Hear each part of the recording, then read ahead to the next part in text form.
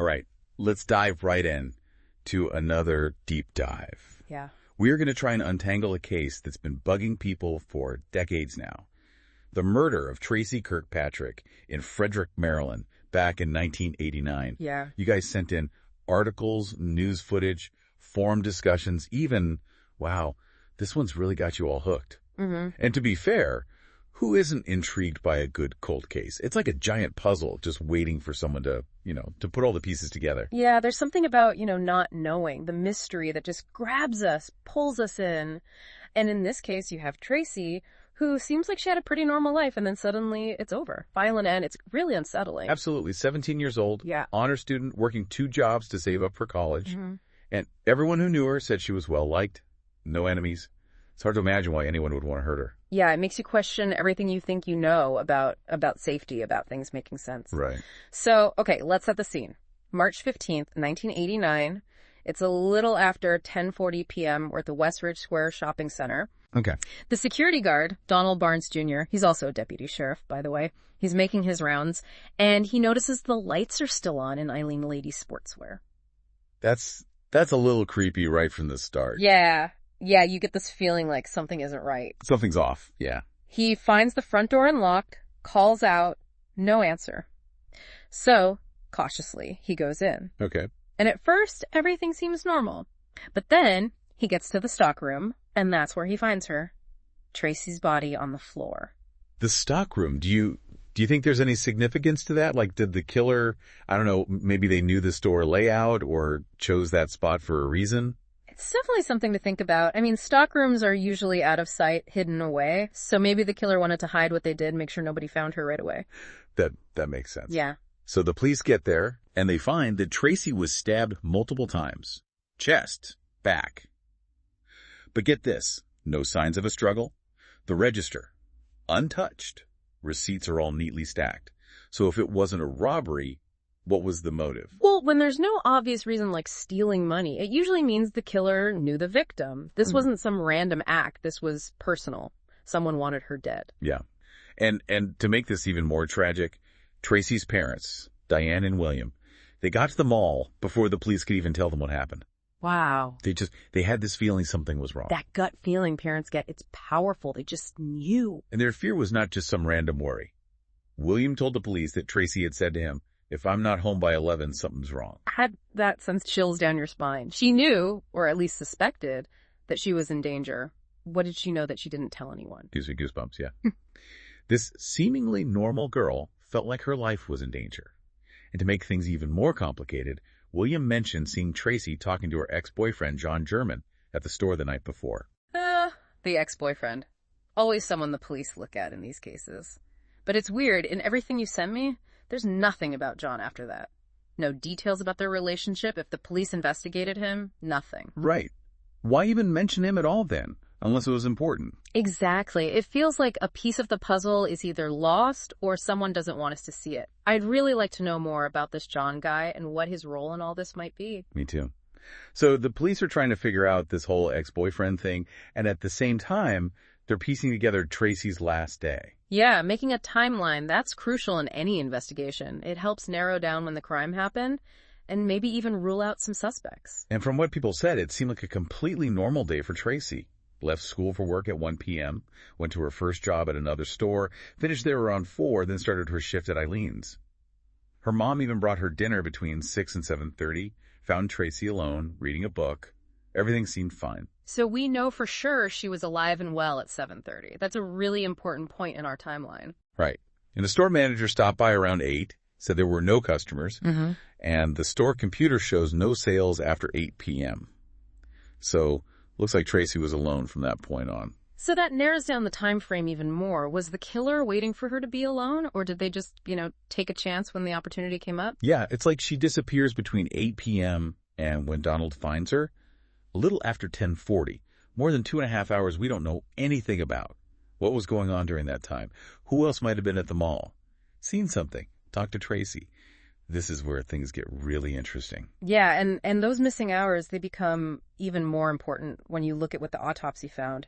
The medical examiner said that she probably died around 9 p.m., just an hour after that last time anyone saw her. So someone had to be in the store with her during that hour. And the autopsy also showed that she was stabbed 7 times. 7. And she had defensive wounds on one of her hands. She fought back. Yeah, those defensive wounds tell us something. They tell us there was a struggle. She tried to protect herself. And being stabbed 7 times, that's brutal. And no signs of sexual assault. It all points to, like we said, this was personal. Someone was really angry, enraged. This was a targeted attack. Just awful thinking about what those last moments must have been like for her. So no robbery, no forced entry, and this level of violence. The police were sure Tracy knew her attacker. They spent months talking to everyone she knew, but nothing solid turned up. And then, it's like something out of a TV show. They get a call from the producers of a show called Confession Hotline. Confession Hotline. Yeah. It sounds almost too dramatic to be real, but I guess it shows that people, sometimes they just need to confess, even if it's anonymously. Yeah, right. And the producers, they thought they had a confession that the police needed to hear. They sent a recording, a man calling himself Don, confessing to Tracy's murder. He even says her name at the end. A confession on tape. That's strong evidence. But it's not always so simple. False confessions, especially in big, well-known cases, it happens. Sometimes people want attention, or they have some psychological issues that make them say things that aren't true. Yeah, I can see that. But this Don, he gave specifics about the murder. Said it happened in the stockroom of a women's clothing store, that he'd been to see Tracy there a few times before, that their conversation got heated that night, and those things matched up with what the investigators knew. Yeah, the details, those are important. If they match things that weren't public knowledge, it makes the confession more believable. But you still got to check those details out, make sure they're accurate. Sometimes even false confessions can have bits of truth mixed in, stuff people pick up from the news or whatever. So be careful, but don't dismiss it right away. Hmm? And this Don, he also said he was carrying a knife, that's what he used, and he said he was afraid of the death penalty in Maryland.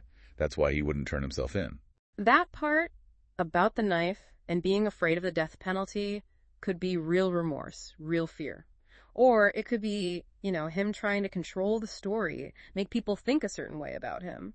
Hard to say for sure without knowing more about Don himself. Of course, the first thing everyone thought was, could Don be Donald Barnes Jr., the security guard who found Tracy? Same name, same town. It's almost too much of a coincidence. Yeah, that name similarity does make you wonder. It's normal for people to connect those dots. But the police, they were pretty quick to say that wasn't it. They said Donald never used the name Don, and that he passed a lie detector test. But some people, they weren't convinced, especially with those rumors going around that Donald was the former sheriff's son. If that was true, maybe someone was trying to protect him, cover things up. It's easy to get caught up in those theories, try to fill in the blanks. But we gotta stick to the facts. If there's no proof to back up those rumors, then they're just rumors. So Don's confession, it's scary, but it gave them more questions than answers. They tried to track the call. It came from a payphone in a town nearby, but that led nowhere. They even put a letter in the local papers asking Don to come forward. But again, nothing. This is the frustrating part of cold cases. You get a lead, a confession even, but you can't connect it to a real person, someone you can find. It's like trying to catch air. You just can't get a hold of it. Yeah. And then the case takes another strange turn. The police get a call. This time it's from a psychic in Massachusetts. A psychic? Yeah, she'd been talking to a guy named Sean. Psychics in unsolved cases, it seems like they go together a lot. It's not unusual for them to get involved. Sometimes they really care. Sometimes they just want attention. Who knows? And this psychic, she had a bad feeling about this Sean guy. He was obsessed with Tracy's case, sending her newspaper clippings and stuff. She asked the police if she could listen to Don's confession, thought maybe the voices would be the same. And right away, she said it was the same guy. Recognizing voices, it's not very reliable, especially in a situation like this. It's interesting, sure, but you gotta be careful with that kind of thing. For sure. They used the return address on those clippings, tracked down Sean. He was a young guy, living in the same town where that confession call came from. Living in the same town, that's quite a coincidence, isn't it? Yeah, it is. But Sean, he denied everything. Said he wasn't Sean, he wasn't Don, had nothing to do with any of it, wouldn't cooperate at all. The police, they figured out he was the one who made the call, but they decided he wasn't the actual killer. And they never said what his real name was. That's another detail that makes you think. Maybe they had a reason to keep him anonymous, maybe to protect him, or so other people wouldn't be afraid to talk to the police. Adds another layer of mystery, for sure. So, back to the beginning. A year after Tracy was murdered, the police decided to play Sean's confession on the radio. hoping someone might recognize the voice or, have some new information. That's a bold move. Playing the confession, it might bring in good leads, but it could also mess up the investigation, bring in outside stuff, or even make people remember things differently than they happened. And it did bring in some new tips. One led them to another guy. He also wouldn't talk to the police. They even got a warrant for his DNA, but the tests didn't show a match. DNA technology back then in 1990, it was new, a powerful tool, but not like it is now. Just because it didn't match doesn't mean he was innocent. Maybe the sample was too old or there wasn't enough of it. It's like they kept hitting dead ends, one after another. And that's when the case went cold for a while. But the story doesn't end there. Tracy's case, it was featured on those shows like Unsolved Mysteries, and that brought in even more tips, but still nothing that really helped. Then, in 1998, they decided to retest some of Tracy's blood, hoping for a DNA match. And they even looked into this new technique. Touch DNA, they called it. Touch DNA. Yeah, it was a big change in how they did forensics.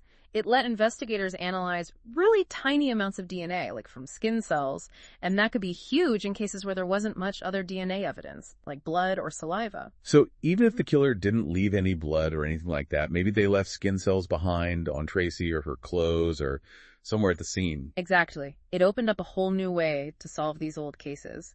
But sadly for Tracy, it seems like these advances, they came too late. The retesting and the touch DNA, they didn't find anything new. It makes you wonder, how many cases could be solved now with the technology we have today, if only they had it back then? It's one of the toughest things about working on cold cases.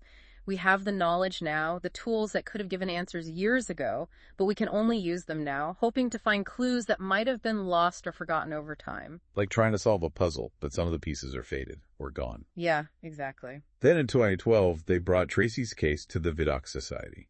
The Vidocq Society, yeah. They're a group of, experts in forensics, law enforcement, people like that, who volunteer their time to help crack these cold cases. They bring a fresh perspective and a lot of experience to these investigations. And they must have seen something promising in Tracy's case because they thought it could be solved, and even gave the police a list of things to look into. When they get involved, it often breathes new life into these stalled investigations, brings hope back to the families, and puts pressure on the police to keep working towards justice. Sadly, even with the Vidocq Society helping, they didn't make an arrest. And then, this is a strange one, exciting and frustrating. At the same time, our team, we were trying to get a hold of that full recording of the confession call for this deep dive, and we ended up talking to the detective who's on the case now. And he just casually mentions, oh yeah, we have suspect DNA now. Wow, really? That's big. It sounds like there's been a major development. Maybe they retested some evidence or found a new sample. Right. But he wouldn't tell us anything about where the DNA came from. And as far as we know, there hasn't been any official announcement about an arrest. So what does it all mean? Did something happen recently, maybe a match in one of those genealogy databases? Or could they have had this DNA all along and they're just now looking into it? That's a real mystery. If they have suspect DNA but no arrest, it might mean that it doesn't match anyone in the databases they have. Or maybe they don't have enough other evidence to, build a strong case they can take to court. It seems like even with DNA, these cold cases are rarely simple. And through all of this, Tracy's family, they've been very open about their frustration with how the case was handled at the beginning. They've pointed out things like they didn't search thoroughly enough, subpoenas for phone records were late, tips that were lost or never followed up on. I can understand why they feel that way. To think that there were missed opportunities, mistakes made, it's got to be incredibly painful, especially when a case stays unsolved for so many years. It just adds to their pain, the feeling that they haven't gotten justice for Tracy. But there's a little bit of hope. A new team is working on Tracy's case now, and they're talking to witnesses again, basically starting over. That's good to hear. They're not giving up. With cold cases, you need to be persistent, willing to look at everything again, every detail, no matter how small it seems. So, after decades of twists and turns, dead ends, and false hope, Tracy Kirkpatrick's murder is still unsolved. We've looked at the leads, the confessions, even DNA evidence, but the question remains, who killed Tracy? Maybe the answer's right there, hidden in plain sight, waiting for someone to connect the dots. Could be something someone remembers, a connection that was missed, a piece of evidence they overlooked. That's why these cold cases are so fascinating. There's always that hope that something, anything, will spark a memory, lead to a new clue, and finally bring justice for Tracy and her family.